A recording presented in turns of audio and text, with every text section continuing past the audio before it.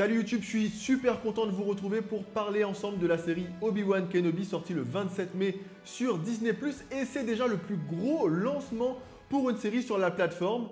Disney a racheté Star Wars en 2015 et il faut dire que ça n'a pas toujours été rose avec les 3 films principaux 7, 8 et 9 qui ont été des échecs pour moi avec 2 réalisateurs différents pour une trilogie. C'était pas terrible, mais si vous voulez on en reparlera dans une autre vidéo. Pour les séries Disney, c'est un peu mieux avec par exemple Mandalorian qui a un succès phénoménal. Tout le monde aime Baby Yoda. Alors on va voir ensemble ce que cette série donne. Où est-il ?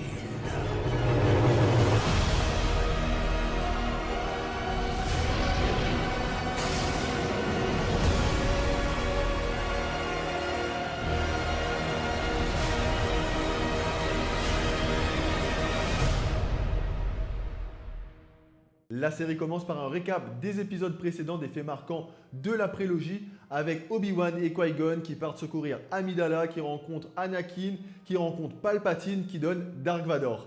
Et on se retrouve 10 ans après les événements de la revanche des Sith, 10 ans après l'ordre 66 qui ordonnait tout simplement l'exécution de tous les Jedi. Et on se retrouve sur Tatooine avec les Inquisiteurs qui sont chargés de traquer les survivants Jedi et de les livrer à l'Empire et donc de les exécuter. Obi-Wan lui vit sur cette planète Tatooine pour y veiller sur Luke Skywalker qui est âgé de 10 ans.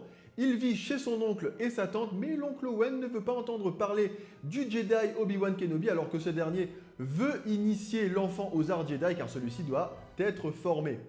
L'oncle Owen ne veut pas qu'il soit formé pour pas qu'il bascule du côté obscur comme l'a fait son père, alors que Obi-Wan, lui, veut sûrement se racheter de son échec avec Anakin, son père, qui lui a sombré du côté obscur et est devenu Dark Vador. On découvre en parallèle Leia qui vit, elle, sur la planète Alderaan, avec son père adoptif, le sénateur Organa. Elle est destinée à une vie en politique, mais cette dernière ne l'entend pas de cet œil.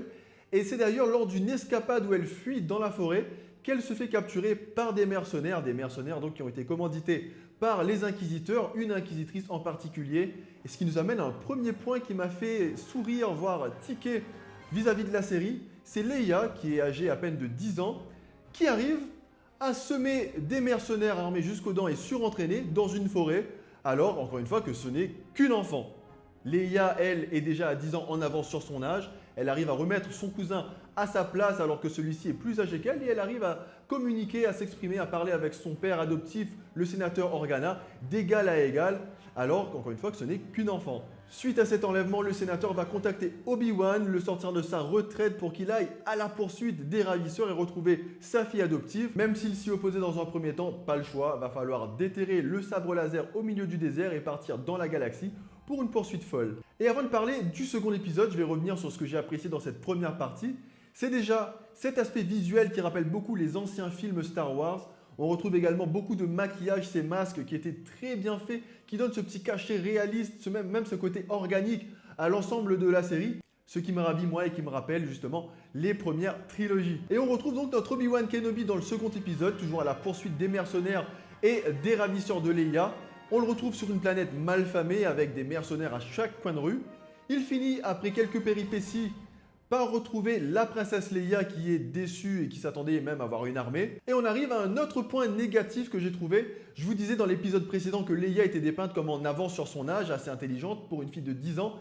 Et là, je retrouve une fillette totalement stupide, une princesse Leia qui, à peine délivrée par Obi-Wan, préfère lui demander de prouver qu'elle est un Jedi en la faisant voler, en lui montrant la force. On a vu un petit peu plus discret quand on est poursuivi par toute une planète de mercenaires. Mais l'action bat son plein.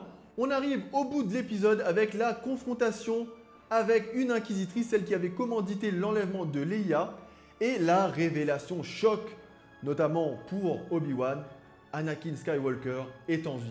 Et c'est lui, ou plutôt Dark Vador, qui ordonne aux inquisiteurs, et notamment à cette inquisitrice dont il est question, de poursuivre Obi-Wan dans toute la galaxie. Cette obsession se justifie enfin. L'épisode se termine par un plan sur Obi-Wan qui est toujours hanté par son échec et ses visions d'Anakin Skywalker du passé, mais qui maintenant a cette révélation de savoir que Dark Vador ou Anakin, son ancien élève, est en vie. Mais l'épisode ne s'arrête pas là, puisqu'on a un contre-plan pour clôturer cet épisode, un plan sur Dark Vador que l'on retrouve dans toute sa splendeur avec sa respiration emblématique, et là, c'est la fin de l'épisode. 2 épisodes donc agréables à regarder, j'ai hâte de voir la suite, ce qui est bon signe, avec Disney qui respecte plus ou moins pour le moment la matière principale dont il est question. Attention, le personnage de Obi-Wan est emblématique. J'ai toujours peur de voir ce que ça va donner dans les épisodes suivants, mais pour ces 2 premières parties, ça s'annonce quand même prometteur. Quelques petits points négatifs avec ce traitement, notamment de Leia qui, d'un épisode à l'autre, perd totalement son sens.